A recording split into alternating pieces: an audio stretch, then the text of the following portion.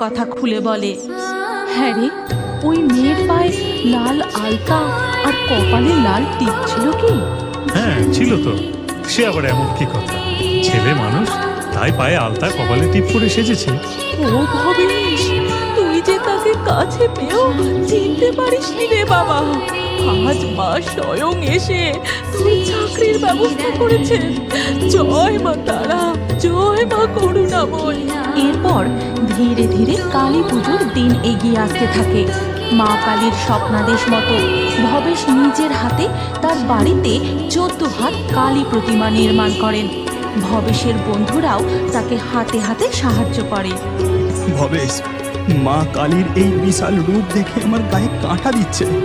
পদ্মের ন্যায় তার চোখ। ডান দিকের উপরের হস্ত দিয়ে মা আশীর্বাদ করছেন, তার নিচের হস্তে মা জল ভরা সন্দেশ ধারণ করেছেন। বাম দিকের উপরের হস্তে ধারণ করেছেন তার খাড়া, আর নিচের হস্তে ধারণ করেছেন পাপিষ্ঠের মস্তক। এরপর ভবেশ মা কালীর পূজা শুরু করেন।